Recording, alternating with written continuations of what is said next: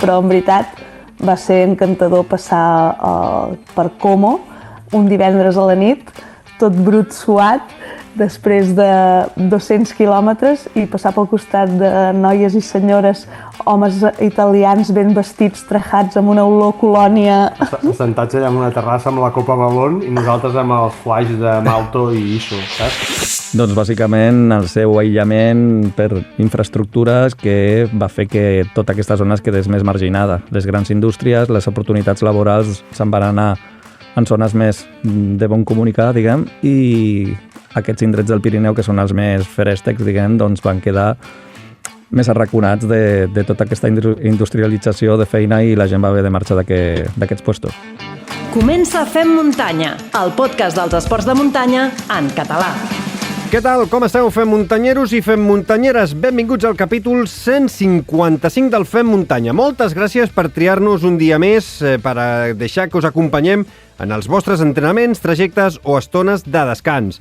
Avui ja us dic que l'entradeta serà un punt llarga perquè hem de sortejar una inscripció. He de parlar del sorteig del pack mensual entre els mecenes que comenten els capítols a Patreon. Us he d'explicar una novetat i us he de presentar els convidats. Per tant, valdrà molt la pena. Si no teniu molta pressa, si esteu entrenant, no us salteu l'entradeta. No vull començar sense saludar a tots els oients i en especial a tots els mecenes de Patreon que fan possible que puguem continuar publicant capítols. Sense ells no hi hauria podcast i, per tant, es mereixen tot el meu reconeixement. Si ens escoltes des de qualsevol plataforma gratuïta, si t'agrada el que fem i ho vols valorar, només cal que entris a patreon.com/femmuntanya o busques Fem Muntanya a l'aplicació de Patreon i per tan sols 3 euros al mes ens donaràs el teu suport econòmic i ajudaràs a tirar endavant aquest podcast. A canvi, tindràs l'oportunitat de participar a tots els sortejos que anem fent regularment.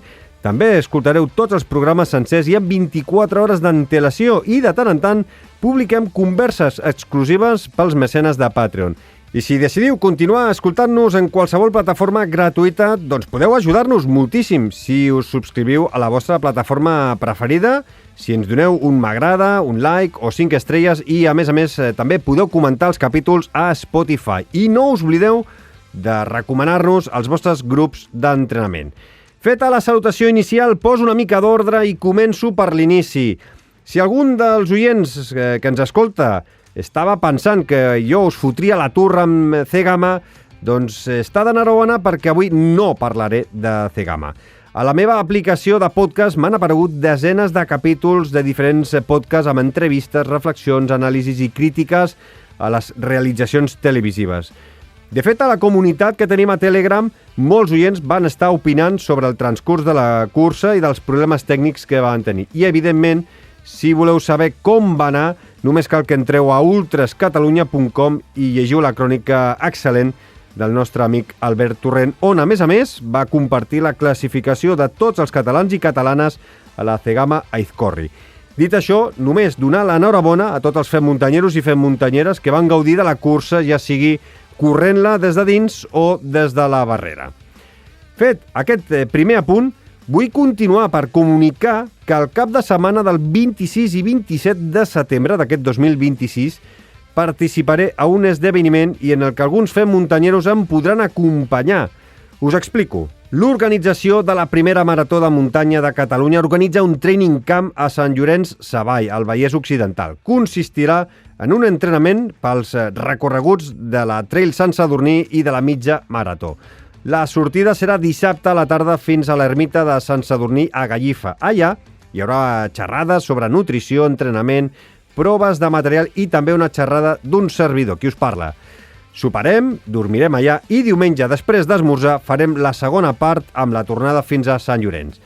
Durant les properes setmanes us donaré més informació i us diré com us podeu inscriure, però ja podeu agafar el calendari i reservar-vos el cap de setmana del 26 i 27 de setembre.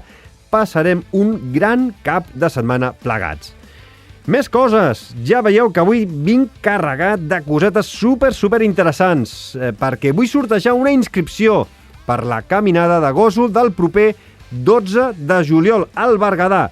Si voleu participar, només cal que ens envieu un missatge privat a través de patreon.com/femmuntanya. Per tant, ja ho sabeu, heu de ser mecenes del podcast. Important que en aquest missatge ens digueu que voleu participar a la caminada de Gósol i ens heu de dir si voleu fer la modalitat caminada o la modalitat trail.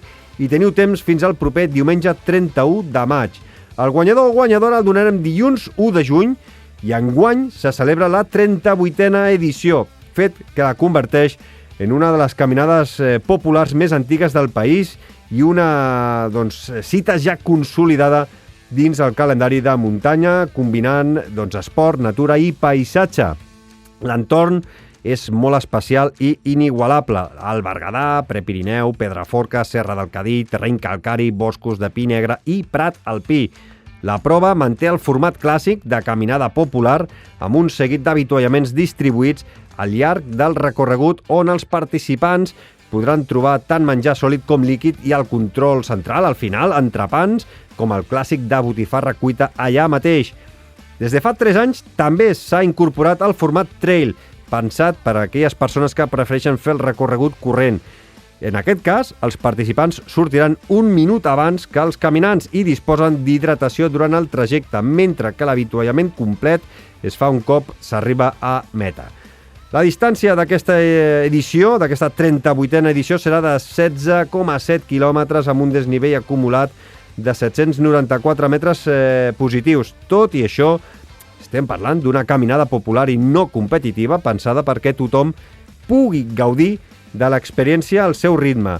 La gent que hi ve a caminar o a córrer repeteix any rere any. És especialment remarcable l'ambient de poble, l'esperit de compartir el recorregut i els participants destaquen, sobretot, l'espectacularitat del paisatge, la bellesa dels camins i un autèntic ambient d'alta muntanya a menys de 2 hores de Barcelona. Finalment, pel que fa a les inscripcions, les podeu fer a la web caminadadegosol.cat a un preu superpopular de 13 euros per als adults i 11 euros pels nens i nenes nascuts després de l'1 de gener del 2012. La sortida serà diumenge 12 de juliol a les 8 del matí amb recollida de dorsals el mateix dia a les 7 o bé el dia abans de 6 a 8 de la tarda. Ja ho sabeu, tots els camins porten a Gósol, una oportunitat única per gaudir de la muntanya tocant el Pedraforca i de l'ambient únic de Gósol. Una jornada per caminar, córrer, compartir i gaudir del paisatge. Ens veiem a Gósol.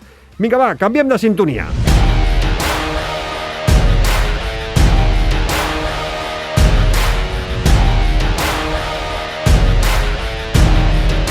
I ja que parlem de sortejos, ja ho sabeu que entre tots els que comentin algun dels capítols a Patreon durant el mes de maig entren automàticament al sorteig d'un pack format, atenció, per un lot de crema Six Pro, una caixa amb 6 pouches de salsa i material customitzat del Fem Muntanya gràcies a Crux Sports.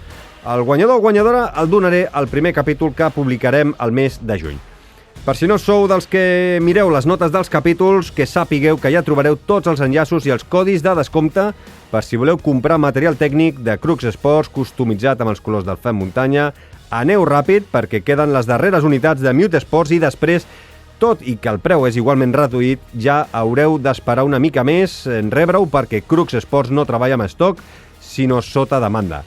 A les notes també trobareu el descompte del 10% a la web de Salsa, tant si voleu fer una compra puntual com si voleu fer-vos una subscripció mensual.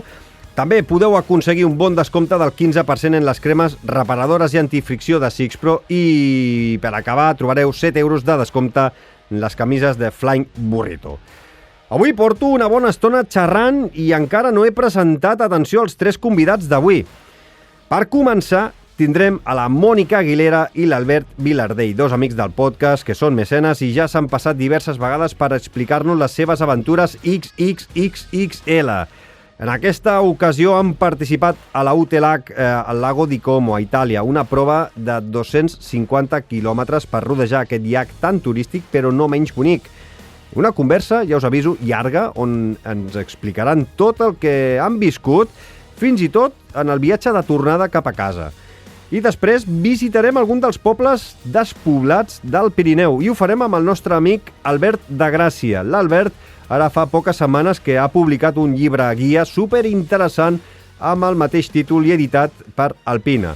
L'Albert ens explicarà una mica la història d'aquests pobles, algunes rutes per anar-hi amb seguretat aquest estiu, si s'estan intentant recuperar i viatjarem a la història de casa nostra. Estigueu atents perquè aquesta conversa porta un regal afegit. I no vull acabar aquesta entradeta més llarga del normal sense recordar-vos ràpidament les nostres vies de contacte. Ens trobareu a la comunitat a Telegram, a Instagram com @femmuntanya, podeu visitar la nostra pàgina web femmuntanya.cat o ens podeu escriure directament per correu a femmuntanya@femmuntanya.cat. Ens encanta escoltar les vostres propostes i aventures. I ara sí, després d'aquesta entradeta una mica més llargueta de l'habitual, però jo crec que ha valgut la pena, ens lliguem les sabatilles i sortim a fer muntanya!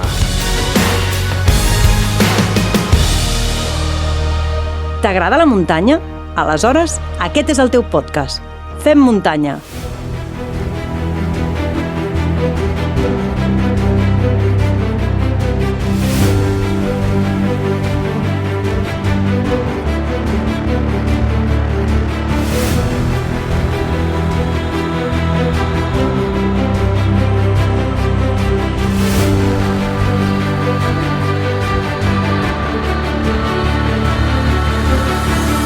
Avui tornem a obrir les portes del programa a dos amics que ja formen part de la història d'aquest podcast. Si parlem de la PTL o de la Swiss Peaks o del Tour de Glaciers, els seus noms surten gairebé de memòria. Ells no entenen la muntanya si no és a través de la llarga distància. Bueno, de fet, potser podríem dir llarguíssima distància. Avui ens situem a Itàlia, concretament a les ribes del llac de Como. Allà es disputa la UTLAC 250, una prova que és molt més que una cursa. És un viatge autònom de 251 quilòmetres i gairebé 13.000 metres de desnivell positiu per senders tècnics, carenes alpines i llocs marcats per la memòria de la guerra.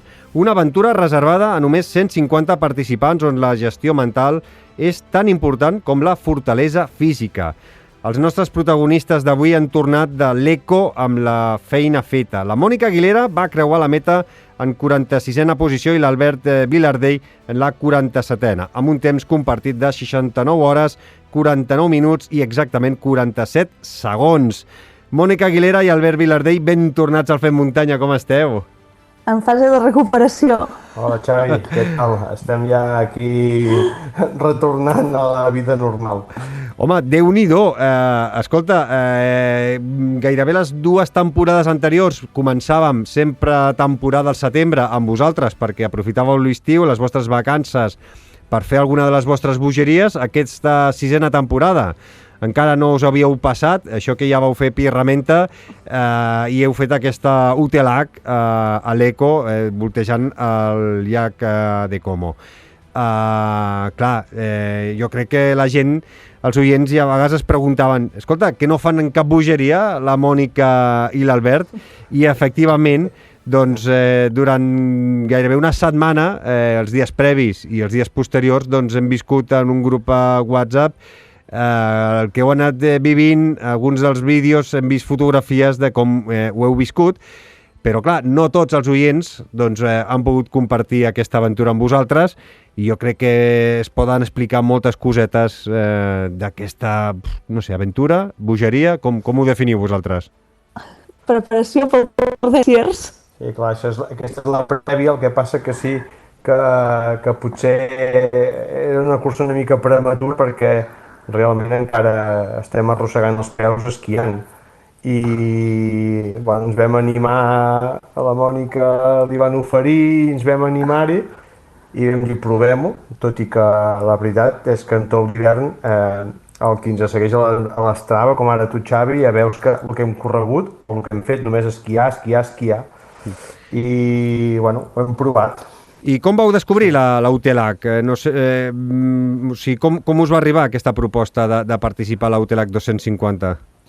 Bé, jo volia fer una cursa llarga, volia fer 3 curses llargues aquest any per sumar els quilòmetres exactes del Tour de Glaciers, que és l'objectiu final, i a través d'un noi italià que es diu Nicola Pisano, que viu aquí a Catalunya, ens va donar l'opció de poder córrer aquesta cursa i vam dir, pues, som-hi, encara que no és el moment, que no estem gaire preparats.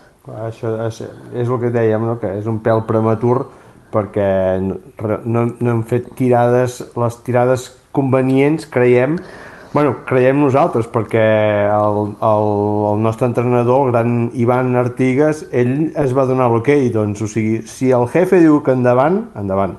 Home, Sí, hem estat. és el que comentàveu vosaltres.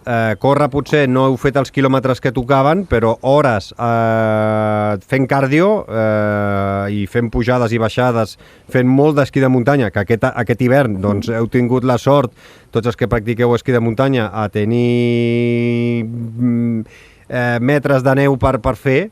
Vull dir que aquest any heu pogut aprofitar i heu pogut sumar hores i hores de qualitat. Hem sumat moltes hores i moltes curses llargues de qualitat esquiant, com per exemple l'esquí Modeu, Pierramenta, el Rutor, que són curses de 2, 3, 5 dies esquiant, amb bastant de desnivell, per tant ens ajuda a fer això, però ens penalitza perquè realment no hem baixat amb impacte. Llavors, quan baixem, ens trempossem, la veritat.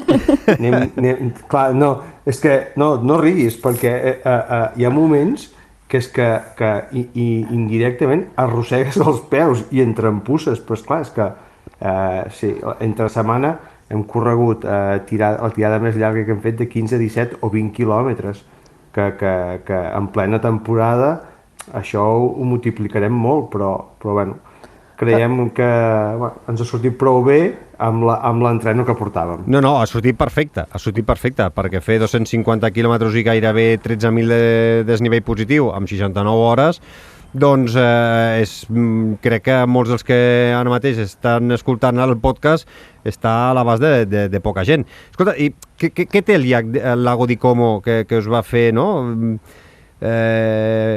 Decidir per aquest repte? O sigui, va ser especial el fet de visitar aquesta zona? Jo buscava el George Clooney. És veritat, sí. El George Clooney va estar... Té casa, no?, per voltant. La vau visitar o no? Us va fer una mica d'avituallament? No, el George Clooney i la iaia Madonna, però, esclar, no els vam veure. No van aparèixer, perquè si no segur que s'enamoren de nosaltres. Això que passar per aquestes poblacions amb aquest contrast, tela, Hòstia, perquè veníem de la soledat, de les muntanyes, d'estar a hores sol, fosc, mal temps, i arribàvem a llocs de luxe bestial, amb piscines de luxe, iates, grans casinos il·luminats com el de Como.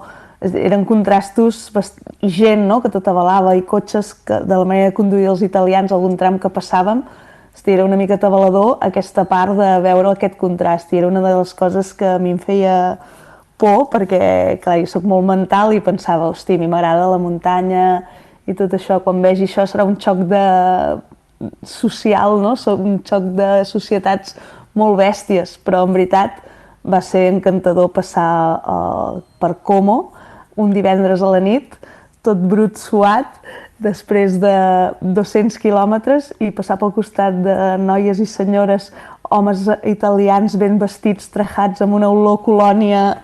Sentats allà en una terrassa amb la copa Balón i nosaltres amb els flaix de Malto i Iso, saps?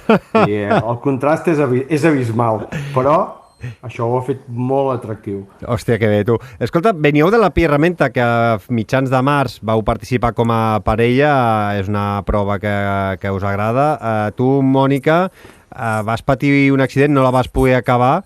Què és el que va passar i com ha anat aquesta recuperació? Doncs se'm va sortir l'ombro amb una pujada que estava molt gelada. Vaig arrastrar l'Albert a uns metres avall, i quan jo m'havia autoparat, ell em va tirar aquest punt més avall i se'm va sortir l'espatlla. Tot i així vaig poder acabar l'etapa amb bastant de dolor, per no dir molt de dolor, però clar, llavors ja vaig començar a esquiar pràcticament amb un braç lligat, i córrer a l'impacte em molestava molt al principi, doncs vaig poder anar fent a poc. En bicicleta tampoc podia anar-hi, però sense aixecar-me, perquè la que m'aixecava recolzava el braç. I res, qüestió d'un mes, he estat una altra vegada bastant a tope, encara tinc dolors, però una recuperació bastant important. Déu-n'hi-do. O sigui, és molt bèstia, perquè vens d'una lesió que quan et surt l'espatlla fa molt mal, que no sé si està 100% recuperada o ja veurem, no? Perquè a vegades diuen que quan se te surt l'espatlla, de vegades pots tornar a patir més luxacions i de vegades, segons com, acaba amb una operació en el futur. Vull dir que i que tu ara t'has cascat 250 quilòmetres. Home, que això significa... La clau va ser que quan vaig caure, com que soc fisioterapeuta i tinc coneixements, me'l vaig recol·locar llàgrima i pulmó dintre. Ostres. I m'ho vaig fer-ho molt ràpid. Llavors, clar, no vaig lesionar tant ni vaig deixar refredar, bàsicament perquè estava a terra amb la neu i vaig pensar, si esperem que vingui aquí qualsevol cosa, això se'm refredarà en aquesta posició, i vaig dir, bueno, piti collons, cap dins. I punt, i ja està. I res. I ja està, quedi com quedi. No vau anar sols, a l'Eco. Vau anar acompanyats amb la família, tinc entès, no? Sí, enguany van vindre els meus pares, que estic molt contenta perquè no m'acompanyen gaire i aquestes 2 últimes curses això igual vol dir que s'acaba. Pobres, els vam fotre amb un mal de cap perquè no són grans però tampoc són joves i el Lluís, pobre, ostres, ens sabia greu, el vam donar la furgoneta carregada i ves cap aquí, ves cap allà, pobre home, allà en carreteres superestretes, els italians que condueixen amb les mans al cap i que passi el que Déu vulgui, però se'n van sortir i la veritat veure'ls en 2 o 3 punts que estaven, que podíem rebre assistència, estaven allà i després d'hores sota la pluja que vam passar, trobar-nos amb ells per poder-nos canviar un momentet, doncs la veritat és que reconfortava molt. Va ser un punt clau perquè ells tenen uns 70 anys i tota la vida han fet muntanya, per tant els encanta anar a aquests llocs i jo sempre que corro, sempre que estic a les zones altes, perquè el meu pare ha fet Montblancs, ha fet Cervins i això, i sempre penso, hòstia, si el meu pare pogués estar aquí. I quan estic a baix penso, hòstia, si ma mare veiés això, no? I llavors, doncs, realment per mi és una ajuda psicològica molt, molt guai. I a part això, que en cap cursa havia gastat tot el material de peus que duia. I en aquesta, pel fet de ser-hi ells, 5 bambes, mitjons a dojo, i això va salvar una miqueta el desastre dels meus peus. Que ara parlarem del desastre dels peus i que gràcies a tenir aquests recursos vas poder-ho mig trampejar i mig salvar. Gestionar millor. Necessitàveu molt de material per córrer vosaltres? És a dir, portàveu molt de pes a la motxilla? No, al contrari, vull dir, el material obligatori que et puguis imaginar normal d'una cursa normal, el Gore, et donaven alternatives si volies portar els pantalons de Gore, o sigui, si no els volies portar no els portaves. Ni tèrmica. O sigui, ho portaves tu amb coneixement de dir, bueno, em farà falta o no, però lo bàsic, la manta, el xiulet, els 2 frontals, lo bàsic. Doncs Déu-n'hi-do, al final és una cursa de muntanya que corren persones que saben a què s'enfronten i al final cadascú és responsable del que ha de portar. És a dir, no hi ha un material obligatori, sí que és responsable, material recomanable. Això, sí que amb aquest quilometratge teníem 3 bases de vida i crec que en total 19 avituallaments. 20, sí. O sigui, pensa que quasi gairebé cada 10, 15 quilòmetres, 17 quilòmetres teníem un avituallament. D'aquesta manera no heu d'anar tan carregats de portar molts litres d'aigua o portar molt de menjar. Va, ens posem en el moment de la... Realment l'hem fet tot. Realment l'hem fet tot amb un flash, amb un flash de 500, on teníem suficient d'avituallament, perquè tampoc no va fer calor.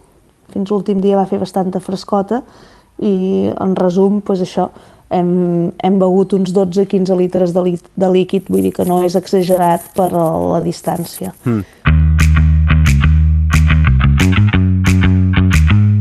De seguida seguim escoltant a l'Albert i a la Mònica. Si no voleu escoltar la telebotiga i voleu escoltar les converses senceres i sense interrupcions, podeu fer-ho a patreon.com/femmuntanya.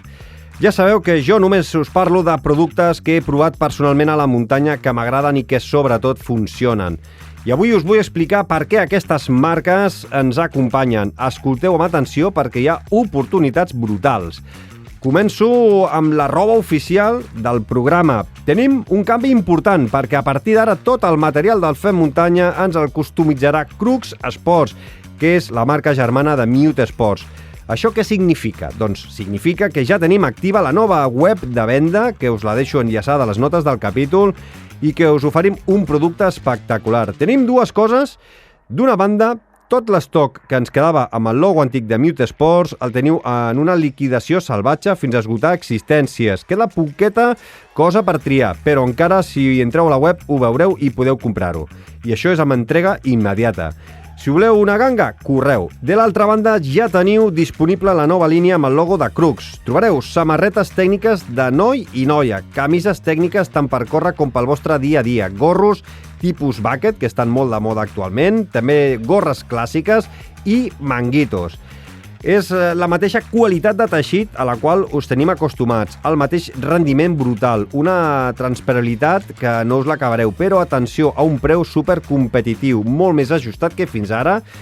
Aneu a la web a fer-hi un cop d'ull perquè la nova col·lecció ha quedat guapíssima i la intenció és anar customitzant més material de cara al futur. De fet, si voleu, ens podeu dir quin material us agradaria que Crux Sports personalitzés. I si parlem de rendiment, hem de parlar del nostre temple quan passem hores a la muntanya i a sobre d'una bicicleta, la nostra pell. Ja sabeu que sóc fan número 1 de les cremes reparadores i antifricció de Sixpro. Són totalment brutals, estan fetes a base de cera d'abella i oli verge de primeríssima qualitat, no taquen absolutament res la roba i són una assegurança de vida.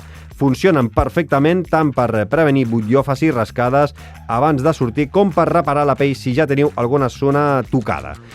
Si aneu a la seva web, utilitzant el codi FEMMUNTANYA tindreu directament un 15% de descompte per la vostra compra. No us la jugueu amb cremes químiques o vaselines derivades del petroli i passeu-vos a la cosmètica natural de Sixpro. Parlem ara de l'energia, de la benzina de veritat. Si sou dels que acabeu amb l'estómac tancat o regirat per culpa dels gels químics tradicionals, l'opció definitiva és Salsa. Ja ho sabeu que estan dissenyats per l'Anna Grífols. Són pouches d'energia 100% natural fets amb fruita i ingredients reals sense cap mena d'afegit artificials. Són, sens dubte, la meva elecció preferida quan busco energia neta i fàcil d'assimilar, ja sigui si surto a córrer o si surto en bicicleta. Doncs bé, atenció, si teniu la curiositat de provar-los i no us acabeu de decidir, ara és el moment definitiu, perquè Salsa ha llançat una campanya absolutament brutal. El primer mes de subscripció és completament gratis. Sí, ho acabeu d'escoltar bé. Un mes de franc per provar-ho sense cap mena de permanència. A més, si feu servir el codi FEMMUNTANYA10 o entreu directament a través de l'enllaç especial salsa.com/FEMMUNTANYA a l'hora de fer la vostra subscripció mensual, tindreu un 10% de descompte addicional a partir del segon mes. Això és irrepetible. Entreu i aprofiteu-ho. I acabo amb una de les meves debilitats, les camises originals de Flying Burrito. Qui va dir que córrer per la muntanya havia de ser avorrit o anar sempre vestit igual? Doncs les seves camises tècniques són una autèntica bogeria, atrevides, amb uns dissenys que trenquen esquemes, però sobretot supercòmodes, fresques i molt transpirables, ideals per donar-li aquest toc d'estil i personalitat als vostres entrenaments o curses. Si voleu anar ben guapos a la muntanya, teniu 7 euros de descompte utilitzant el codi FEMMUNTANYA o clicant a l'enllaç que teniu a les notes del capítol. Feu-me cas i aprofiteu tots aquests avantatges exclusius. Primer, perquè us equipareu i anireu ben alimentats amb material de primera qualitat i que ja està més que tastat. I segon, perquè amb cada compra esteu ajudant de manera directa a finançar aquest projecte, el Fem Muntanya, i a fer que el podcast segueixi bategant setmana rere setmana. Teniu tots els enllaços directes i els codis ben endreçats a les notes del capítol. Corregueu abans no sigui massa tard. Feta la nostra telebotiga, continuo xerrant una estoneta més amb la Mònica i l'Albert. Si aprens amb el Fem Muntanya, ajuda'ns a continuar compartint coneixement. Fes-te mecenes a patreon.com/femmuntanya. Arribem al dia de la sortida, 6 de maig. Arribeu molt justos a la sortida? Arribeu un dia abans? Com us organitzeu la logística per ser-hi i anar tranquils?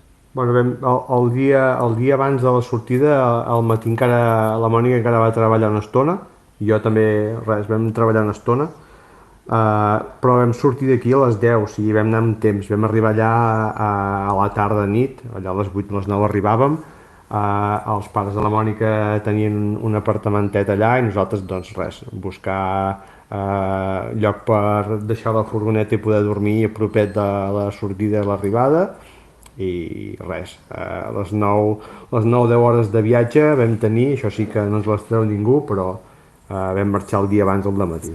Vam poder descansar bé, però la sortida havia de ser a les 6 i ens la van retrasar a les 7 i a 5 quilòmetres de la tarda. De la tarda, sí. I ens el van retrasar a una hora i ens el van posar a 5 quilòmetres més lluny de l'arribada, diguéssim. Realment no hem fet tot el tomb perquè hi havia una part de camí que se l'havien dut els aiguats. I llavors vam sortir d'un lloc que es deia l'Abadia de l'Àdia, que era 5 quilòmetres, que realment eren 5 quilòmetres de passeig, que ens vam estalviar, però bueno, que va estar prou bé la sortida.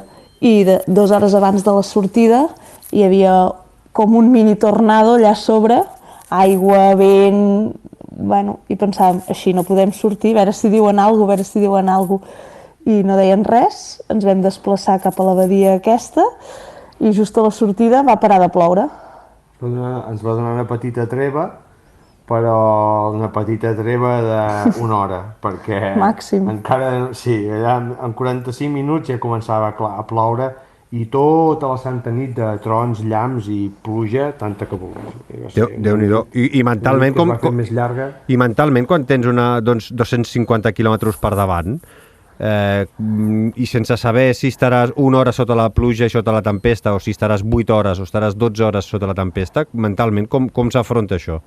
Bé, al grup teníem un noi, el Joan, que és bastant clau sempre tindre algú expert en meteorologia al grup, que més o menys segueixi i sàpiga on estaràs a les nits i els dies i quan pararà, i realment ho va clavar bastant, saps? I llavors sabíem que l'endemà, durant el dia, només hi hauria ruixats.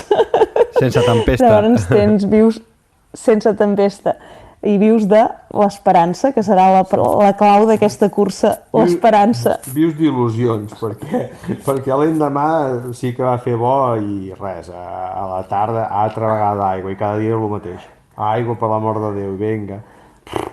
Va ser dur això. Estava sec, hosti, sortim d'avituallament super secs, hosti, superbé canviats, cap de 2 hores, aigua, altra vegada. D'aigua, però quan diem aigua era com si obrissin l'aixeta de la dutxa, saps? Passaves de, ui, que bé el núvol, i ruixat, trons, llamps, que sobretot a la primera sortida que passàvem per una carena, doncs es veia com una mica perillós, saps? Però bueno, pensaves, si hi ha tants plats de carbó, no vols dir que em tocarà a mi? Sí, són els meus els afectats.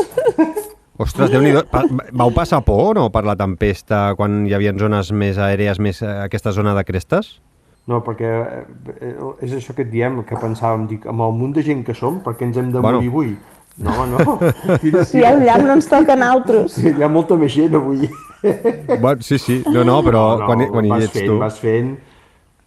Saps què passa? Que estàs tan concentrat entre que plou, et mulles, vas xop, i a més aquesta cursa, el hàndicap, bueno, com la majoria de les que fem, és sense marcar. I llavors estàs tan pendent de no passar-te el camí amb la pluja i, bueno, llavors una miqueta la ment et marxa dels llamps que et cauen a prop. I l'intentes fer fora la ment dels llamps. I quin tipus de terreny us trobeu? Clar, definir 250 quilòmetres és una mica difícil, però quin tipus de terreny és aquesta zona del lago di Como?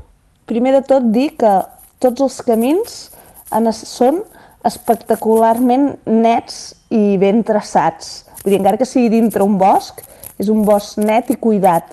no com aquí, que a vegades trobem algun camí, sobretot cap aquí al Tarragonès, gerres que estan bruts i això. Allà tots els camins, excepte un moment a la sortida de Como, que pujàvem paral·lels a un telefèric, que segurament aquell camí ja no és d'ús, però tots els camins en un estat perfecte. Majoritàriament els boscos que passàvem, que eren molt tupits, o sigui que plovia bots i barrals, però et tapava molt, majoritàriament era castanyers, molta fageda, i hi havia molts llocs que inclús a mi personalment, i la Mònica, que també en parlàvem, que ens anàvem explicant, a mi em transportava al terreny d'Humíllac, o sigui, les pedres d'aquestes foradades, molta herba, fullaraca, fang, a terra 2 pams de fulla de fageda i hòstia, em va transportar moltes vegades allà. Jo definiria com tres fases de terreny, diguéssim. La part baixa, que aixafàvem milers i milers d'adoquins. Ara això t'anava a preguntar, Mònica, perquè en un resum que vas fer parlaves molt dels adoquins, que em sembla que vas acabar bastant farteta d'adoquí. Sí, perquè clar, tenia els peus bastant fotuts i els adoquins, saps? No els fiquen gaire bé, aquests romans els haurem de fer un curs. Clar, no és els adoquinats, que són els adoquinats de pedra de Riu Rodona gastada. A tocar. Clar, tu imagina't que com la rodona és com de tamany d'un ou, doncs imagina't, i així quilòmetres. I jo definiria el terreny, per exemple, a les parts baixes, 3 tipus de terreny. Aquests dels adoquins, no? Llavors, a petites zones d'asfalt, també vam passar al costat d'una llacuna, no? Així, un terreny més tou, herbós, molt pla. Llavors, les parts mitges, boscos, tupits, pedres, pujades i baixades, el que seria un prepirineu, i llavors les parts altes, que ja era tot més cresta, molt verd d'aquest que diu l'Albert d'Humíllac, no? Que la herba no fa por, encara que estigui mullada es pot baixar, i llavors vam fer també 400 metres amunt i avall per fer el cim més alt, el Monte Vergano, amb neu. Vull dir que realment vam provar tot tipus de terrenos. Que xulo. Escolta, i la navegació com era? Estava tots els 250 quilòmetres marcats amb cintes? Havíeu d'anar amb el track en algun dispositiu, en el rellotge, amb un GPS? Què tal, això? Sí, totalment era tota sense marcar.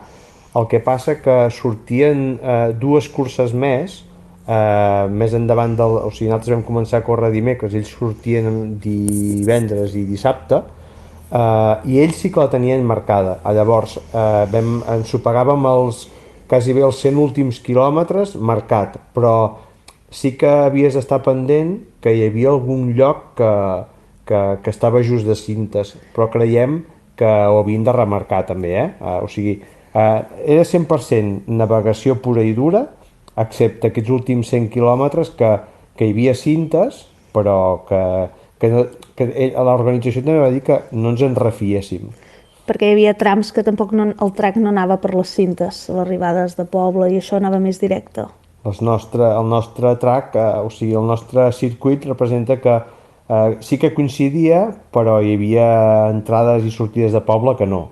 Llavors, ja et dic, gairebé els 100 últims quilòmetres sí que estaven marcats. Va, parlem una miqueta de peus. Mònica, això en saps tu una miqueta. Ara ho deies, que va ser un calvari, un via crucis. Vas patir moltes llagues en aquestes 69 hores? Bueno, tinc llagues per tot arreu, tot i que em vaig cuidar bé els peus amb Six Pro i això, però vaig generar un error que vaig sortir, un error o un desencert, vaig sortir amb mitjons Gore-Tex, perquè plovia molt, i els vaig dur durant 100 quilòmetres, i ja dintre hi vam passar rius i va entrar aigua dintre el mitjó, i ja... Bueno, jo t'explicaré el què. Jo t'explicaré ben bé el què. Aquesta versió és molt maca, perquè la senti tothom, però si escolteu la meva, veureu que és diferent. Tu, Albert, perfecte, no? De peus, cap problema. Sí, jo vaig tenir com una al·lèrgia als bessons, que suposo que hi havia ortigues, i sí que els vaig tenir molt les cames tocades, però el que és els peus, me'n va sortir una, però que no em va fer afluixar en cap moment, i està bé. Doncs, I quina és la teva versió, va? La meva versió és molt bona, perquè, mira, la gent normal, o sigui normal, els que anem a córrer per la muntanya, home, hi ha vegades que sí, a mi sóc dels que m'agrada xafar tolls, jo si puc xafar tolls fins als ginolls, no els estalvio. Però home, aquí queden 250 quilòmetres, saps? La Mònica veia un toll, tio, i es pensava que era Moisès, l'aigua s'apartarà, però si portem hores i hores sota els peus amb aigua, què fas? I no, que porto els mitjons Gore-Tex. Sí. I pobre, va ser un drama, El Gore-Tex té un límit, he descobert. Sí. No, el Gore-Tex és molt guai, però quan entra tampoc surt. És el que anava a dir, és que el Gore-Tex, la putada va molt bé perquè evita que entri aigua fins a un cert límit, però l'aigua que entra o que ha entrat perquè hi ha excés d'aigua no surt, i llavors te la menges tu, ja sigui entre la pell i el mitjó o dins del mitjó i les sabatilles, i la sabatilla és Gore-Tex, vull dir que... No t'ho pots imaginar. Això Sí, em vaig haver de punxar un parell de vegades a treure amb líquid, el meu pare també punxant-me una altra butllofa, bueno, i bullofes hasta per sobre de les ungles. Vull dir, no m'havien sortit mai tantes bullofes. Déu-n'hi-do. I això gairebé des del principi, perquè clar, l'aigua ja la teníeu des del quilòmetre 1. Des del quilòmetre 60 que vaig anar amb bullofes. Mai m'havien sortit tan ràpid, per dir d'una manera, tampoc. Déu-n'hi-do. Això sí, sort de... Sí que donem les gràcies, ja sabem, la gent sap que nosaltres correm per Six Pro, però en portàvem 3 pots i escolta, no donàvem l'abast, i almenys gràcies a això sí que podem... I la perquè gent que treu ho coneix, l'humitat, també. Donem fe de que això sí que funciona. La culpa no va ser de no tenir els peus ben cuidats, la culpa va ser de portar uns mitjons Gore-Tex en un moment que no calia portar mitjons Gore-Tex, no? Sí. Canviar-los abans.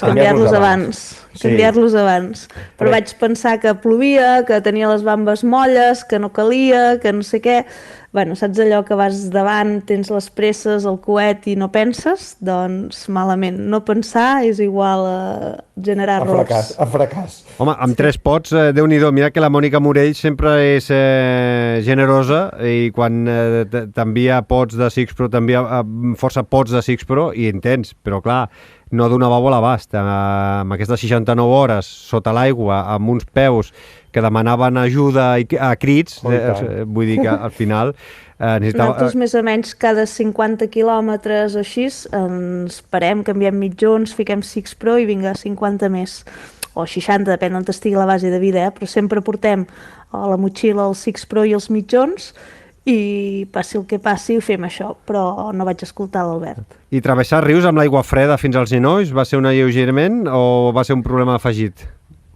Un parell de vegades, i sí, hi havia llocs que fins al genoll, però 2 vegades només. Jo aquest any, a principis de gener, vaig fer la travessa, la cursa de més de 230 quilòmetres d'aquí a Prades, i enguany va haver-hi molta aigua, i allà sí que vam travessar rius fins a la cintura, que ens van posar cordes i tot, i fins que van neutralitzar la cursa i els van portar on nosaltres hi havíem passat.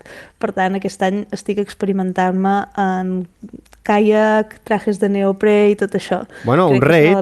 Per què no us heu plantejat de fer algun raid d'aventura? Que hi ha de caiac, ràpels, canons, baixar per canó, no? No, perquè l'aigua no és el meu medi natural. Nadar, que falta nadar, vull dir, Déu-n'hi-do. No. Això està bastant batat amb l'Albert. Tot es pot entrenar, tio, tot es pot entrenar. No, saps què? No, és impossible. Jo entro dins de l'aigua, dins d'una piscina... Com els gremlins. Com? No, que sense fer cap esforç acabo el cul de la piscina, que no floto de cap manera. O sigui que no som compatibles, l'aigua i jo. És com un ancle, arrastra els peus... Et falta greix, et deu faltar greix. Jo què sé. Tots ets fibra i la fibra s'enfonsa. Esquiar i córrer. El nostre mèrit aquàtic és l'esquí.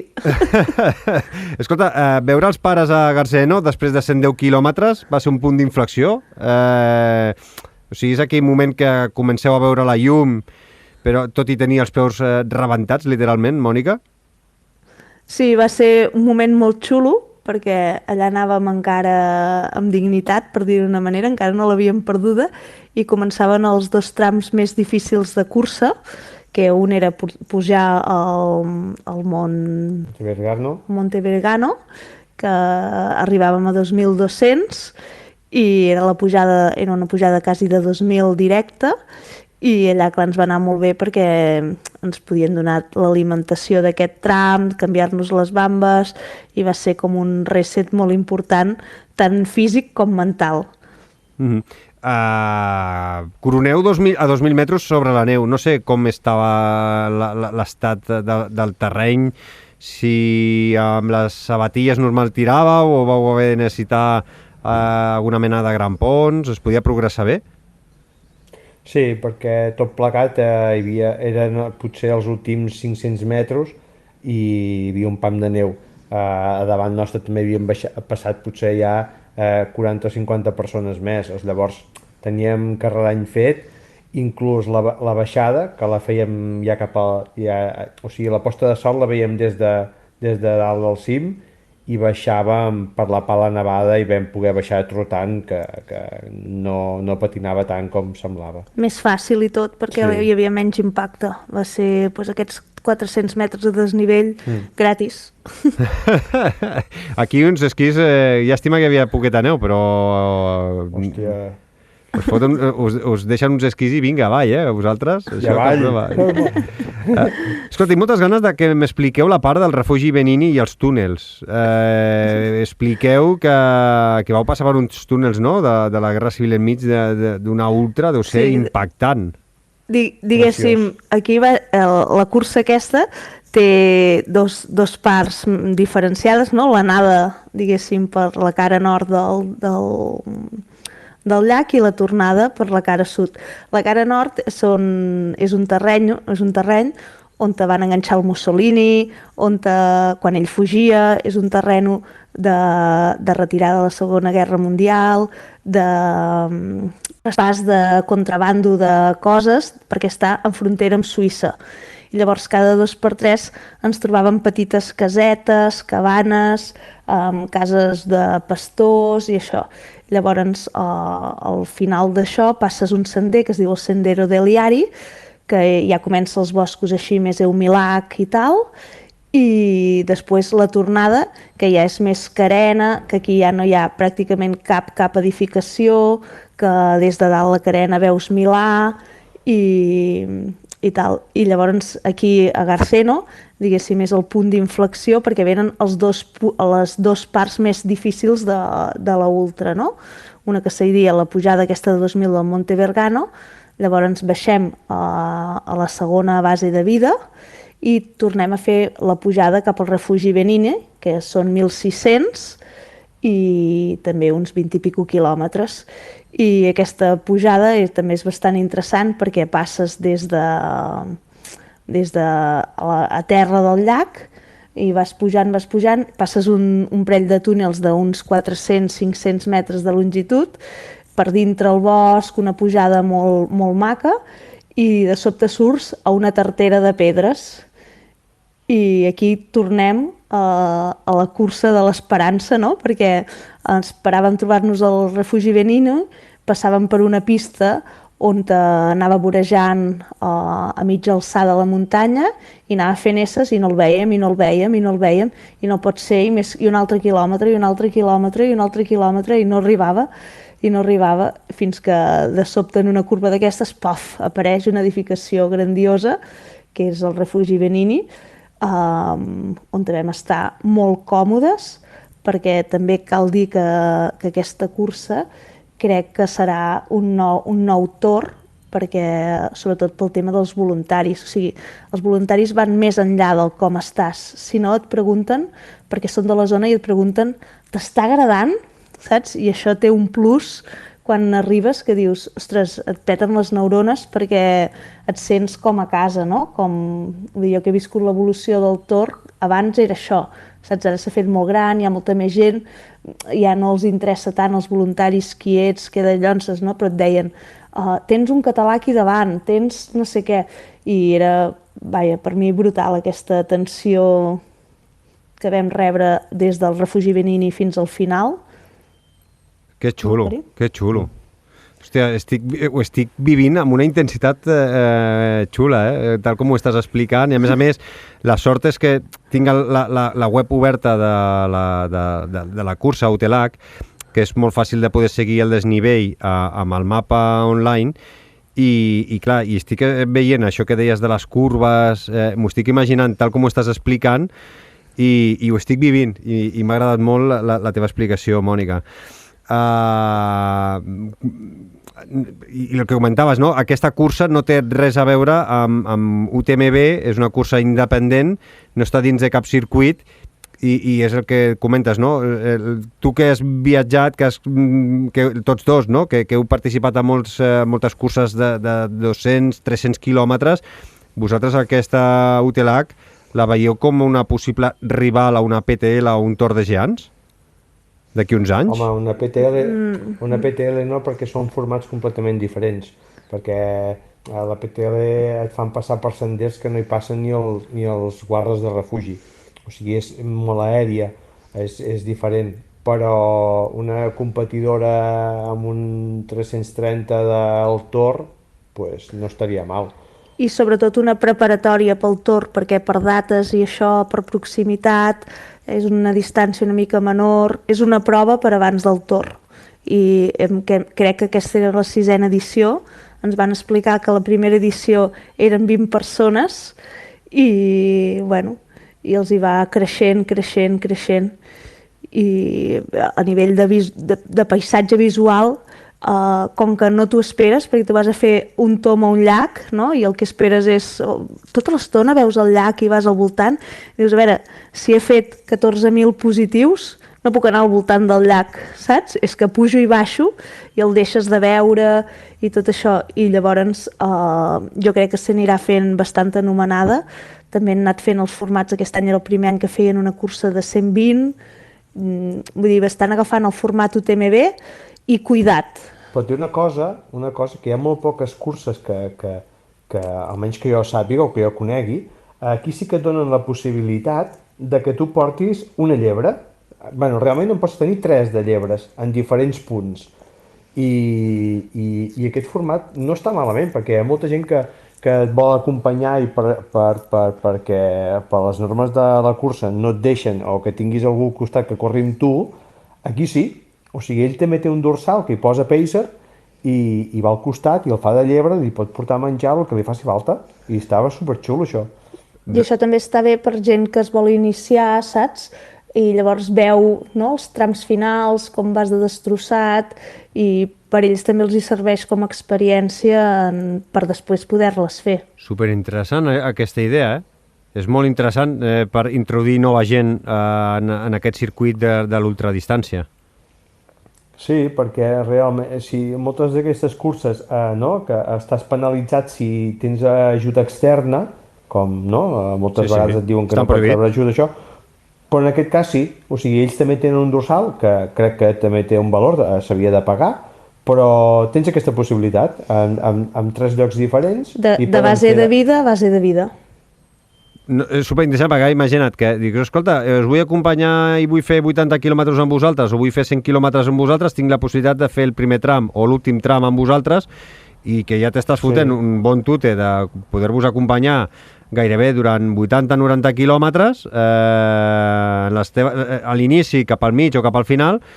Puc veure què és el que necessiteu, què és el que... I jo aprenc, us dono un cop de mà, però també m'emporto la meva experiència, per si m'animo l'any següent de passar de fer 80-90 quilòmetres a fer la versió de 120 quilòmetres o la versió de 250. És una bona idea, una bona forma d'aconseguir un nou públic. Està molt bé. Sí. I això la cursa petita també ho portaven, o sigui, els de la de 120 també ho podien fer. O sigui que tu pots tenir un d'aquests pacers teu que t'ajudi a fer pues, els últims 100 quilòmetres, si només en tens un, o si en tens dos, bueno, pots gestionar-ho com millor et vagi. No sé, està bé. Tornem a la cursa, va. També dieu que portau un ritme frenètic, malgrat el desnivell. No sé com s'aconsegueix mantenir la intensitat en el tercer tram més difícil ja de la cursa i on ja porteu uns quants quilòmetres a les cames. La gana que ens feia córrer. Bueno, vam tindre tots els processos d'una ultra. Vam tindre la senyora mort, que és la son, vam tindre la segona mort, que és la psicològica, que no arriben els quilòmetres, que et costa el cansament, la tercera mort, que són les cagarrines, i la quarta mort, que són llagues a la boca, que no pots menjar i tot. Però el més important de tot, crec jo, de totes les curses, és que ressuscitis una vegada més de les que moris. I aquesta és la clau. Déu-n'hi-do. Clar, ara parlaves de la son. Al quilòmetre 127 dormiu només 1 hora i mitja. Albert, no sé si creus que va ser un error dormir tan poc o és el preu de pagar per mantenir-se una miqueta en cursa? Mira, vam pecar els dos, perquè la primera nit vam dormir 1 hora i mitja i al cap d'1 hora i mitja la Mònica s'adormia. I bueno, vam poder parar de dormir, casualment hi havia una masia, ens vam poder ficar dintre, inclús vam fer foc perquè feia molt de fred, i vaig encendre el foc. I la segona nit vam dormir 2 hores i llavors a mi em va enganxar la son i que no podia ni endavant ni enrere, i si no perquè ella no em deixava, jo em hagués estirat a la terra a dormir, però és que feia molt de fred a la nit i vam poder anar tirant, però pensa que del llindar no sabia el que deia, de tanta son, que és que hagués caigut i m'hagués quedat adormit, no m'hagués fet mal, segur. Vam tindre una discussió que quasi ens costa el matrimoni, quasi com els meus pares. Bueno, no sé, jo només vaig sentir que cridaves, però no sé res. Què va passar? Expliqueu, va, que aquí ens agrada això. Entre vosaltres, només perquè sou vosaltres, hi ha confiança. Què va passar? Perquè, clar, a vegades... Jo no t'ho podré explicar. Que ho expliqui la Mònica. Dic que jo tenia molta son, i ella, que expliqui el que va veure.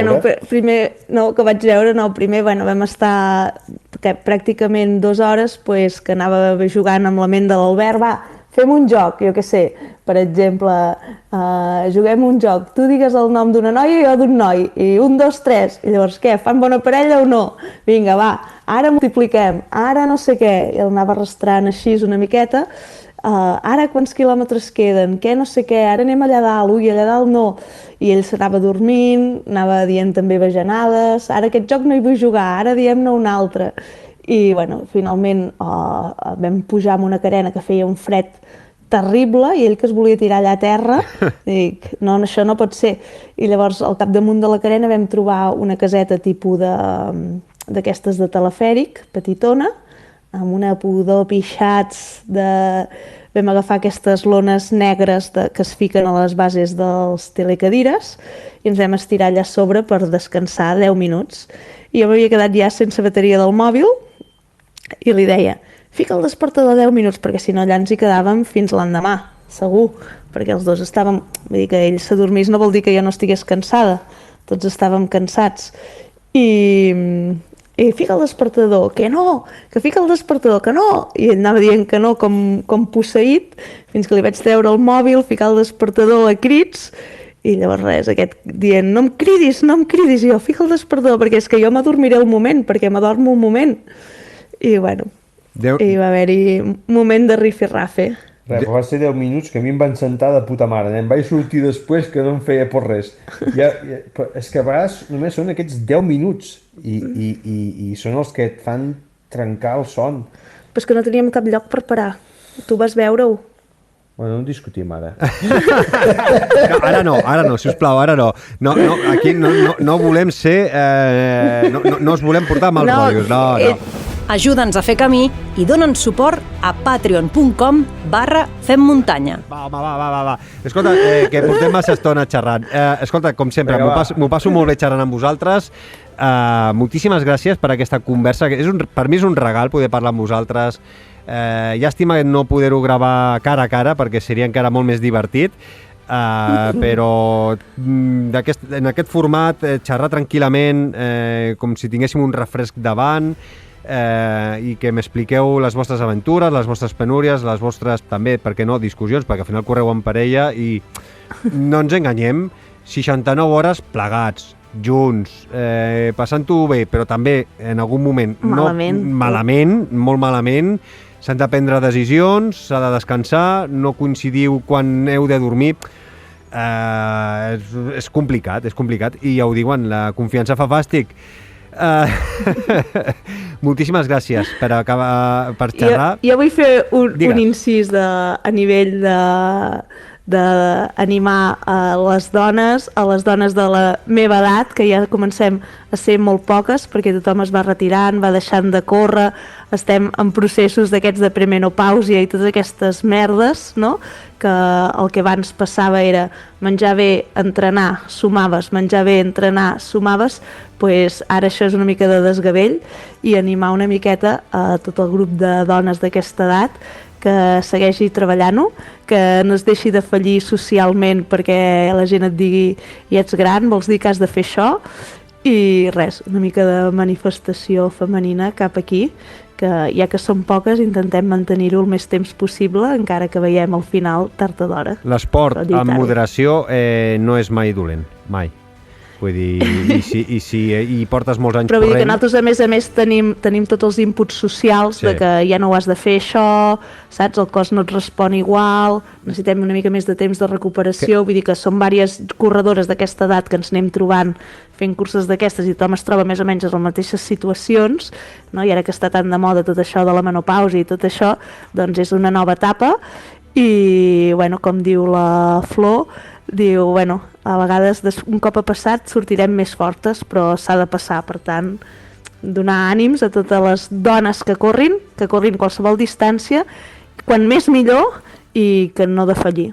Doncs aquí queda feta la teva proclama, que la gent doncs, l'agafi. Enhorabona per ser finishers d'aquesta Ultralac 250 i per portar-nos aquestes històries tan autèntiques. Moltes gràcies per compartir-ho amb nosaltres. Torno a repetir, portem només 1 hora i quart de conversa i sembla que portem 10 minuts. Vull dir que... I preguntes que no us he fet, temes que ja no us he tret perquè arribaríem a les 2 hores. Podríem fer tot un capítol, un podcast només per vosaltres. Sou genials. Moltíssimes gràcies. Una forta abraçada a tots dos. Gràcies a tu, Xavi, segueix corrent. I us heu de reconciliar i curar aquestes ferides, Gràcies, Xavi, gràcies, fent muntanyeros. Una abraçada, fins ben aviat, salut! I muntanyeres. Adéu. Adéu.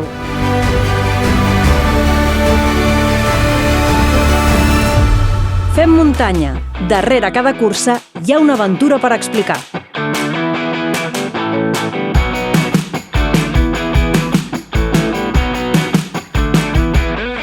Tots hem viscut algun cop aquesta sensació. Vas caminant per un sender remot, gires un revolt i de cop apareixen unes parets de pedra seca menjades per l'heure, una església sense sostre o el que queda d'una plaça on algun dia hi va haver vida. Els pobles despoblats tenen un magnetisme especial, ens recorden d'on venim i la duresa de la vida a l'alta muntanya. Avui torna al programa un gran divulgador del nostre territori, algú que trepitja més Pirineu que asfalt. L'Albert de Gràcia ens porta el seu 4º llibre editat amb l'editorial Alpina, un viatge per 18 racons on el temps es va aturar, però que ara podem redescobrir gràcies a les seves rutes. El llibre Pobles despoblats del Pirineu. Albert de Gràcia, ben tornat al Fem Muntanya, com estàs? Hola, molt bon dia. 4 llibre ja, aquest és el segon, si no m'equivoco, amb l'editorial Alpina. Sí. A veure, l'editorial Alpina és una editorial que molts coneixem per mapes. Quina relació tens tu amb l'editorial Alpina perquè doncs, lligar aquests pobles despoblats amb mapes i recorreguts? Doncs havíem fet prèviament aquest llibre de la meteorologia dels Pirineus, la guia bàsica de meteorologia pirinenca que vaig fer doncs, fa, si no recordo malament, uns 4 anyets. I tenia intenció, ja ho havíem parlat amb el Martí diverses vegades, de fer algun llibre sobre rutes, sobre excursions, i tenia en ment també doncs, aquest tema dels despoblats, perquè són aquelles, com diria, aquelles cosetes que si no les escrivim d'aquí poc, doncs cada vegada va quedant menys testimonis, menys informació, i doncs li vaig plantejar un dia i em va dir, som-hi, anem a fer aquesta guia. I què és, per què has sentit la necessitat de centrar-te precisament en el despoblament? Perquè la majoria de guies estan basades en poder anar a un cim, un estany, un monument, però a vegades doncs, el que està ja abandonat no crida tant l'atenció. Però sé que hi ha molta gent que sí, que això és un fet que li crida l'atenció d'anar a aquell indret i poder descobrir doncs, algo que ja, diguem, està en desús, però que encara manté una mica d'essència d'història, i això atreu, doncs, crec també la curiositat de poder fer unes rutes diferents al que estem acostumats com a objectius en el Pirineu. La gent puja als Fessins, però no pugen a veure a vegades, no sol la gent anar a visitar despoblats. Al llibre parles de 18 pobles des de l'Empordà fins a l'Alta Ribagorça, amb la quantitat de nuclis abandonats que hi ha al Pirineu. Amb quins criteris t'has quedat amb aquests 18 i no sé si n'han quedat gaires a la banqueta?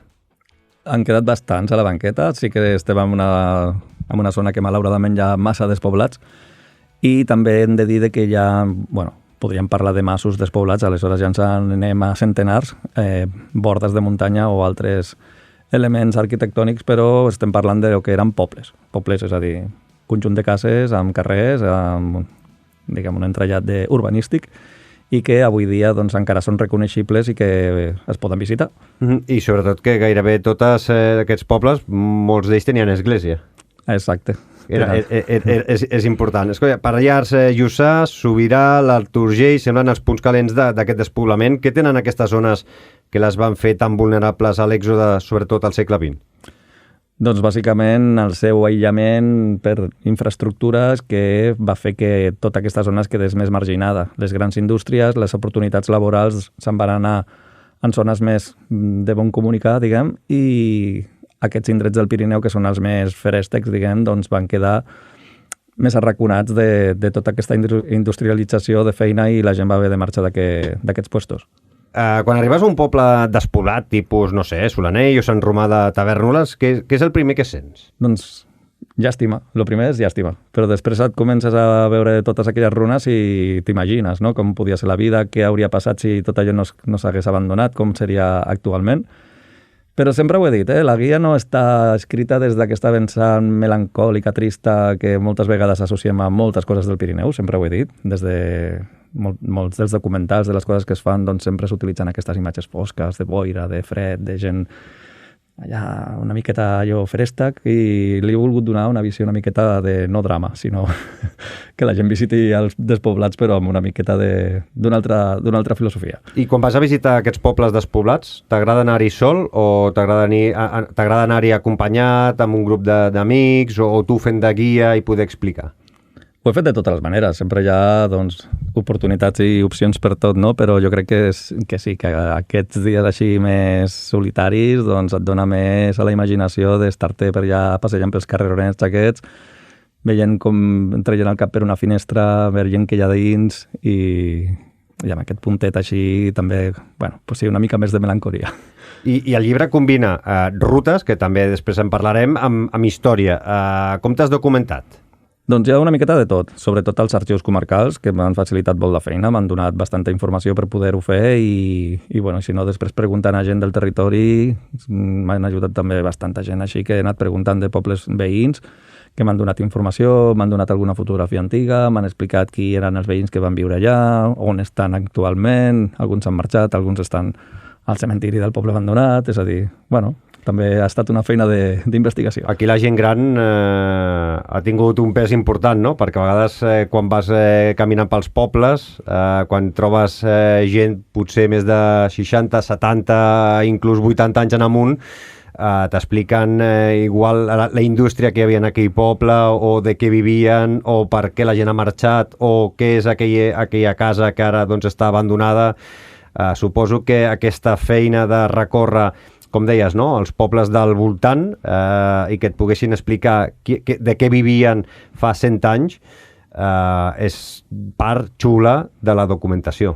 Sí, et fas la idea de què era, que hi havia, per què va passar tot plegat, però també t'emportes una imatge una miqueta de que no va ser tan trist com nosaltres ho puguem conèixer, sinó que va ser una necessitat que va tenir aquella persona, aquella família, va decidir marxar d'allà perquè tenia altres oportunitats millors en un altre indret i van decidir, doncs, deixar allò caure perquè econòmicament no és suportable de mantindre i finalment doncs, han fet la seva vida en un altre indret i han tingut una vida millor, entre cometes, no se sap.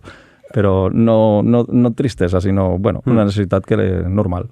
Clar, hem de pensar que en molts pobles, de fet encara potser cada cop menys, hi hagi pobles que per arribar-hi no trobis una carretera asfaltada. Avui gairebé tots els pobles, això potser m'ho rectificaràs tu, però que coneixes molt l'Alt Pirineu, gairebé tots els pobles de l'Alt Pirineu, exceptuant, per exemple, Tor i algun més, doncs no es pot arribar amb carretera asfaltada. Sí que és veritat que el reasfaltament de moltes pistes forestals per poder arribar a aquests pobles s'ha fet als anys 80, 90, per tant, molts d'aquests pobles estaven, com dius, aïllats durant molts mesos a l'any, la vida era dura, però com dius, la gent ho vivia amb tota la normalitat del món, no sabien el que era viure amb les condicions bones que tenim ara. Inclús a vegades hi ha una conversa que em ve ara al cap amb les meves filles, no? És a dir, papa, com podíeu viure als anys 90 doncs, sense internet o sense telèfon, com us comunicàveu entre vosaltres? Ho veuen una cosa molt normal ara i diuen, no, és que hi vivíem, no teníem el telèfon mòbil i els amics quedàvem i feien vida totalment normal. Per tant, tota aquesta gent que durant molts mesos a l'any estaven incomunicats, doncs tenien un estil de vida en el qual doncs, eren feliços i era el seu poble. Exacte, i la seva família i el seu entorn estaven tots allà, no havien de fer aquest viatge, desplaçar-se per poder veure altres coses. La seva vida era una monotonia que sortia entre quatre parets, que hi havia les festes majors dels altres pobles del voltant, hi havia intercanvi, hi havia mobilitat, però tampoc feia falta un altre estil de vida com el que tenim ara, que ens hem de moure tantíssims quilòmetres per fer de tot. Hi ha alguna llegenda, Albert, o anècdota curiosa que t'hagi sorprès durant aquesta recerca i que potser no hagi acabat plasmada al llibre? Hi ha hagut moltes coses que per espai del llibre no hem pogut... és que hi ha bastantes. Però... La que més t'interessi, més que res perquè si expliques a una del llibre desvetllarem alguna que dius ei, això està al llibre, que la gent compri el llibre, però potser parlant amb molta gent diran, hòstia, això no ho he pogut plasmar i que la gent es faci una idea del que es trobarà al teu llibre. És a dir, més o menys a cada llibre, a cada despoblat, que hi ha 18 en total, doncs hi ha una miqueta de part, diguem, de llegenda, de part d'explicació més verídica, però sí que hi ha coses ja que començaven a entrar llegendes d'aquestes de llops, bruixes, coses així ja més a la mitologia pirinenca, que en un inici sí que la volia fer entrar, però vam dir, hem de prioritzar més el tema rutes que el tema de les llegendes, perquè si no ens anem ja una miqueta de la temàtica del llibre.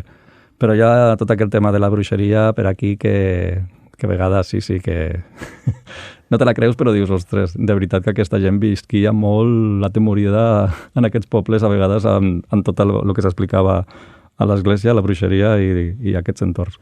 També aquesta incomunicació també ajudava a fer més fàcil, no? Manipular la gent del poble per si havien de fer alguna cosa, no? A vegades això en algunes pel·lícules, en alguns documentals, a vegades s'ha vist.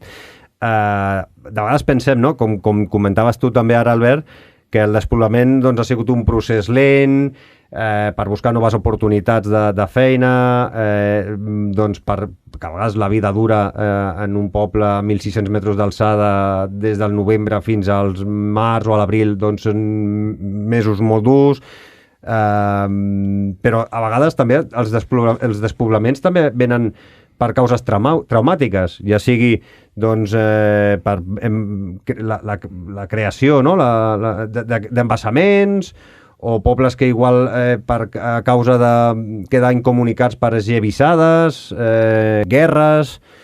Doncs no sé això com es reflecteix en el llibre i en el que veiem avui dia. Sí que hi ha, per exemple, el poble d'Àrreu, que va ser destruït per una allau, que aquest és una de les catàstrofes així com diguem que va motivar exactament que aquell poble tingués aquest problema. I com comentes, bàsicament el tema de trobar-se aïllat Per exemple, el poble de Boren, un dels que surten aquí al llibre, doncs encara mateix no té un camí d'accés únicament a peu. Aleshores, pues, clar, són motius pels quals ja el limiten completament una vida normalitzada, sobretot avui dia. Aleshores, en els anys 40-60, que va començar a haver el pic de despoblament, doncs tota aquesta gent van veure una oportunitat de, ostres, a Barcelona, Manresa, a fora del Pirineu, doncs hi ha una indústria que t'assegura un sou, de que podem anar amb tota la família, fins i tot colònies industrials que et donaven accés a la vivenda, i havies de deixar una vida més rural, més limitada a la collita d'aquell any, més pendent del temps una miqueta, i ja t'asseguraven, doncs, això, una condició de vida que posem en quarantena de si era millor o no, perquè suposo que les condicions d'anar-te'n a viure a segons quins llocs doncs, van ser més pitjors. La revolució industrial va ser potser un detonant del despoblament? Sí, i aquí en el Pirineu sempre s'ha parlat que sobretot les grans hidroelèctriques que van fer molta obra, va fer que vingués molta gent al Pirineu, doncs van fer una infraestructura per beneficiar la ciutat, però el territori no va veure mai aquella energia, no va veure retorn fora de l'obra, és a dir, quan es va finalitzar l'obra, tothom que va arribar, doncs, marxeu d'aquí perquè us heu quedat sense feina. Pobles despoblats del Pirineu és una invitació a caminar. Estan pensades doncs, les rutes per un perfil familiar o n'hi ha d'algunes de més exigents per tipus de terrenys o orientació? La majoria són bastant faciletes.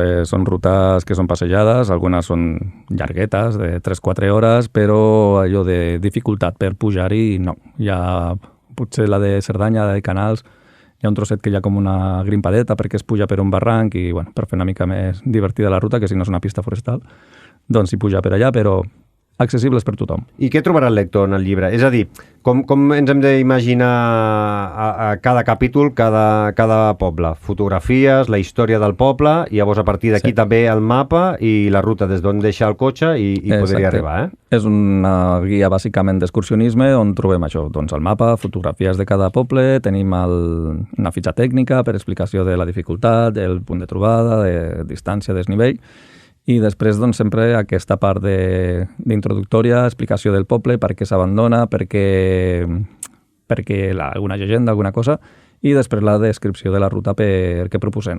Hi ha algunes que són des del despoblat perquè pots arribar en cotxe i des d'allà fas una volta, o hi ha altres que són aparques el cotxe i per arribar al despoblat doncs, t'expliquem com fer-ho. I els senders per arribar-hi als pobles estan desapareixent? El bosc es menja el sender o les administracions fan feina per mantenir nets aquests senders i que la gent pugui arribar-hi a aquests pobles despoblats?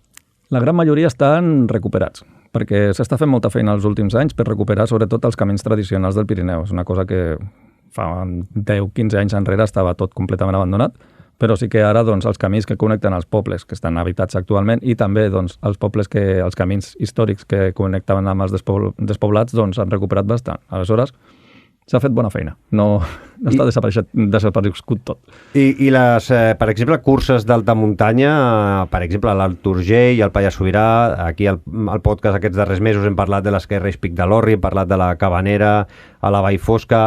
Aquest tipus de cursa ajuden a recuperar tots aquests camins perquè al final doncs, tots els voluntaris a vegades ajuden a netejar tots aquests camins, també tenen un pes important i a vegades també les curses les fan passar per alguns d'aquests poblats despoblats, aquests pobles despoblats i la gent a vegades tinc entès que al·lucinen perquè van corrents i de cop i volta es troben doncs, una església, bueno, tot un poble en runes i és una bona manera també de conèixer totes aquestes zones. Exacte. Sempre ho dic, esdeveniments i tot el tema d'aquest de poder recuperar, de poder mantenir els camins, doncs tot sigui benvingut perquè ajuda que es conegui, que es divulgui i que, en definitiva, com la intenció de la guia, que no s'obliden les coses. Per algú que vulgui iniciar-se, que no hi hagi doncs, visitat mai cap poble despoblat, quina seria la ruta de bateig, d'inici, ideal que recomanes al llibre? Jo recomano, si tens aquesta essència bàsica de dir quin poble vull visitar, doncs la zona de la Ribagorça, el Urgell, Pallars, perquè són on es concentra més Per exemple, la de la portada del llibre, que és Erill Castell, aquest a la zona de l'Alta Ribagorça, doncs és un d'aquells espectaculars, perquè les muntanyes que tens darrere, no sé, tot el conjunt del poble doncs aboca que sigui un dels preferits de la guia. Hi ha pobles que s'estiguin recuperant d'alguna manera, que doncs, gent que hi vagi, famílies que hi vagin a viure i a treballar i que de mica en mica es vagin recuperant o no? Sí, hi ha uns quants de la guia que s'estan recuperant, els casos més famosos el de Lliurona, a la zona de l'Alta Garrotxa, que aquest ja, diguem que no és un despoblat perquè hi ha diverses coses que, famílies, gent que han habitat cases, fins i tot tinc entès que hi ha escola. I després el Solanell, una altra iniciativa, l'Alt Urgell, que és un poble que s'havia perdut completament, i ara hi ha 2 establiments oberts al públic, hi ha un alberg, hi ha un refugi de muntanya, i gent que estan recuperant les cases perquè no s'acaba d'abandonar. Fins i tot han fet arribar la llum, és a dir, s'estan fent coses en alguns dels despoblats. Com hauríem de visitar tots aquests pobles despoblats? No sé si hi ha alguna mena de codi ètic de muntanyenc a l'hora de trepitjar runes que poden ser perilloses o que inclús poden ser propietat privada. Aquí està el problema.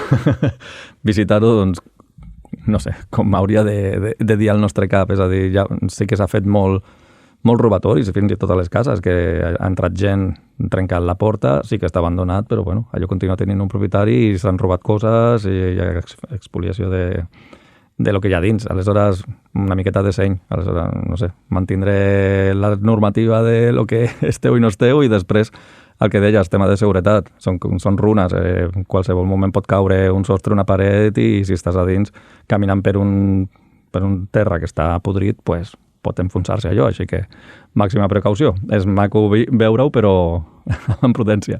Avui l'Albert ha vingut amb 2 llibres, un per mi i un altre per un mecenes. Podem sortejar, no? El segon, el meu me'l quedo per mi perquè jo el faré servir, però el segon sí que el podem sortejar entre els mecenes que ens escolten a través de Patreon i que, com dic en tots els capítols i més d'una vegada, sense els mecenes fa molt de temps que no hi hauria Fem Muntanya.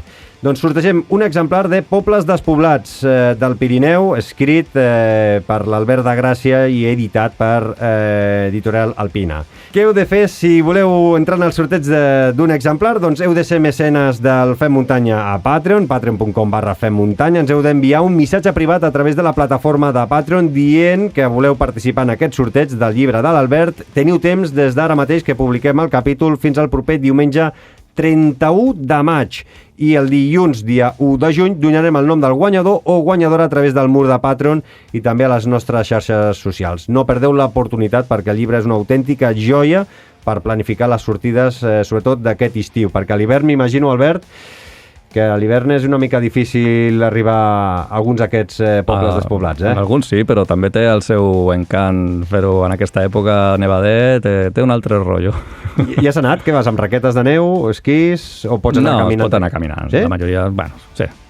Doncs, escolta, Albert, desitjo que vagi molt bé la venda d'aquest llibre. La gent de ben segur que li agradarà, i més als femmuntanyeros i femmuntanyeres que ens escolten, que són senderistes, que els agrada la muntanya, que a l'estiu què fem amb la família? Doncs una bona oportunitat és agafar aquesta guia, 18 pobles que doncs, van des de l'Empordà fins a l'Alta Ribagorça, sobretot centrat a l'Alt Urgell, Pallars Sobirà i Pallars Jussà, que és on més concentració hi ha de pobles despoblats.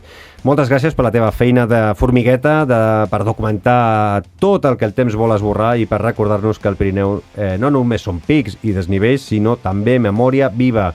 Un plaer tenir-te de nou aquí i properament, a veure si abans que acabi la temporada, doncs podem parlar d'alguna muntanya mítica de casa nostra i, com sempre, parlem de geologia, de meteorologia, d'història, que la gent està contenta que estiguis aquí amb nosaltres. Una forta abraçada i fins ben aviat. Gràcies, fins ara.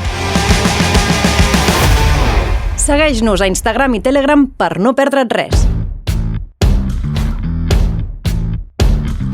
Arribem al final d'aquest capítol 155. Moltíssimes gràcies a l'Albert de Gràcia, a l'Albert Vilardell i a la Mònica Aguilera pel seu temps i per obrir-nos la seva motxilla d'experiències. Espero que la seva veu us hagi acompanyat en una bona ruta o que us hagi inspirat per la vostra propera aventura.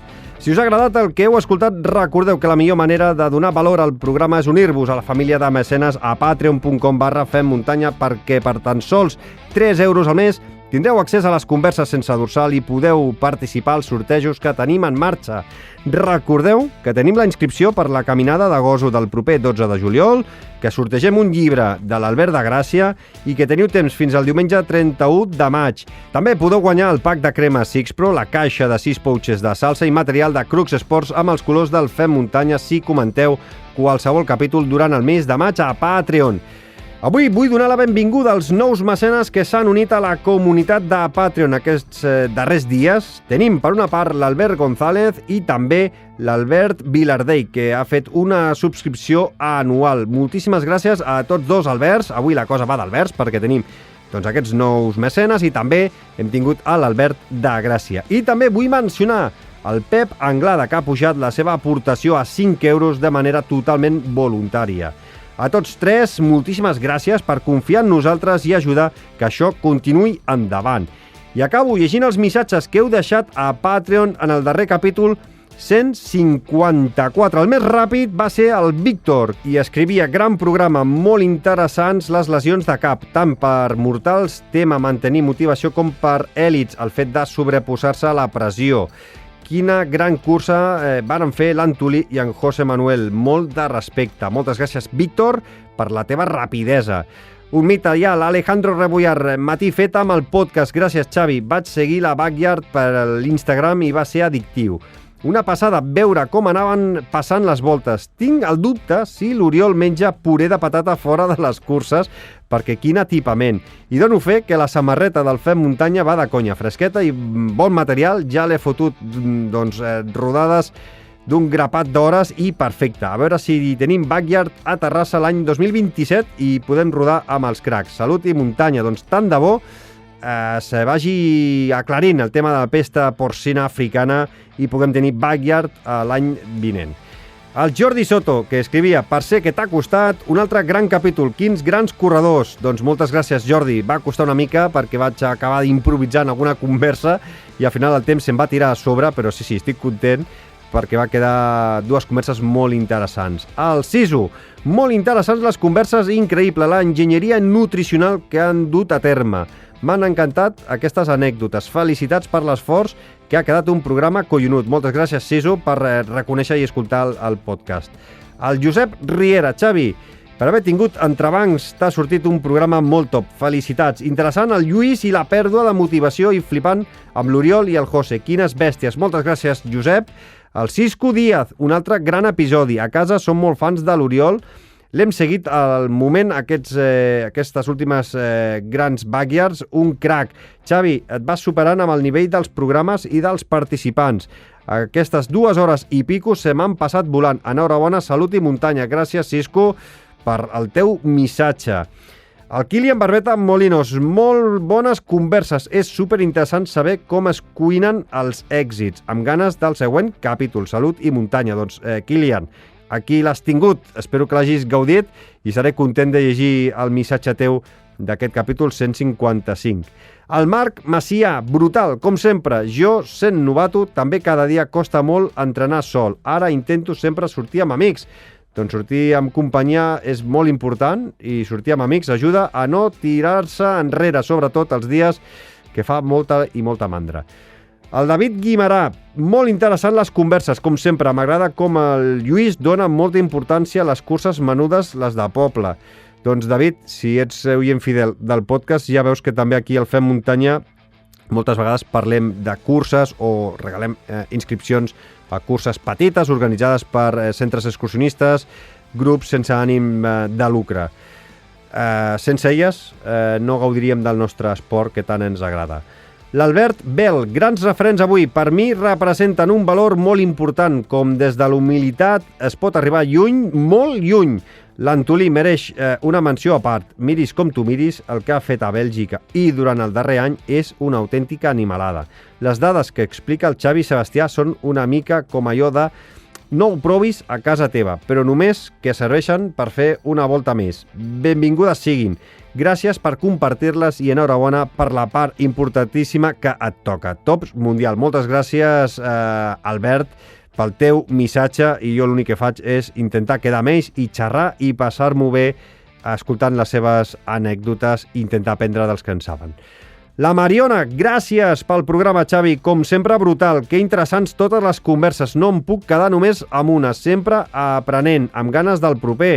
Doncs moltes gràcies per aprendre del Fem Muntanya. I aquí tens avui converses interessants, entretingudes, i que de ben segur aquest estiu doncs igual se't passa pel cap de visitar algun poble despoblat. El Cesc, un programa genial. Moltes gràcies, Cesc. L'Oriol Fernández, Hospital, un programa molt distret. Les 2 hores han passat volant amb convidats com aquests.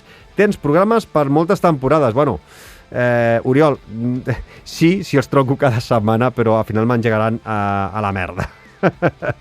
El Roger Batalla Carbassa diu: enorme programa amb convidats top. Un plaer, com sempre, escoltar el podcast durant la tirada llarga. Gràcies, Roger.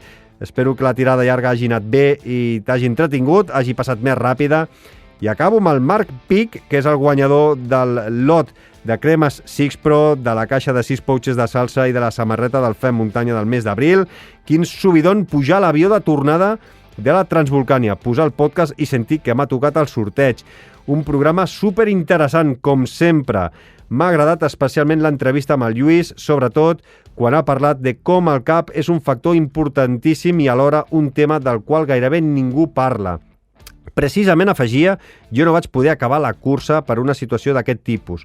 Una barreja de nervis i problemes estomacals va acabar desembocant en un bloqueig mental que em va fer deixar-ho al quilòmetre 50. En aquell moment la frustració és enorme, però amb el pas dels dies t'adones que, com diu el hippie, al final només és una cursa i n'hi haurà 1000 més per fer, gaudir i acabar. Doncs bona reflexió, Marc, perquè, a més, venia com anell al dit. Em sap greu que no hagis acabat la Transvolcània, perquè al final hi ha moltes hores d'entrenament, hi ha diners invertits en el vol, en el viatge, en la inscripció, però com a mínim que aquests 50 quilòmetres els hagis pogut gaudir. Si l'haguessis acabat, doncs potser haguessis pres mal, que tornis amb salut, que Transvolcània sempre estarà allà per tornar-la a gaudir les vegades que tu desitgis. Gràcies, Marc, i enhorabona pel ser el guanyador del lot del mes d'abril. Nosaltres tanquem el capítol, però la ruta continua a les xarxes i sobretot a les muntanyes. Una salutació ben gran de qui us ha acompanyat, Xavi Alujas. Com sempre, és un autèntic plaer. Ens retrobem ben aviat amb moltes més històries i molts més quilòmetres. Fins llavors, gaudiu molt, sigueu molt feliços i, com sempre dic, salut, seny i molta muntanya! Fem muntanya, amb Xavi Alujas.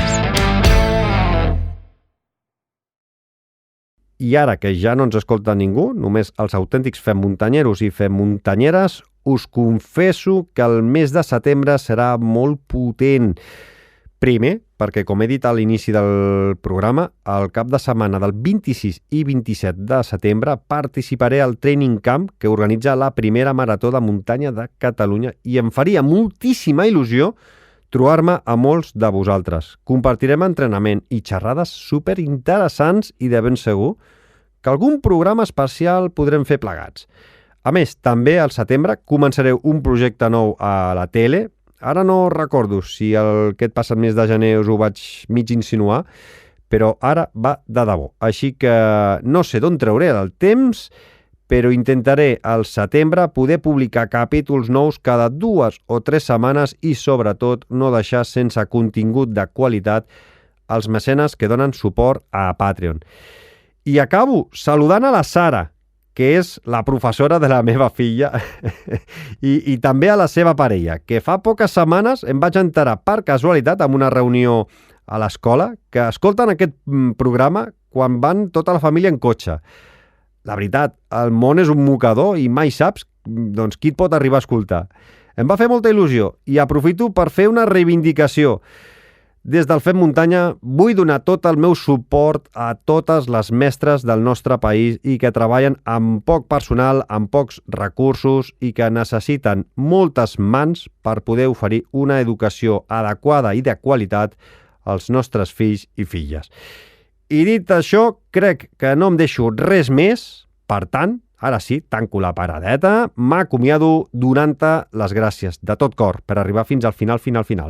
Ens escoltem d'aquí a 2 setmanes. Una forta abraçada. Adéu. Fem muntanya,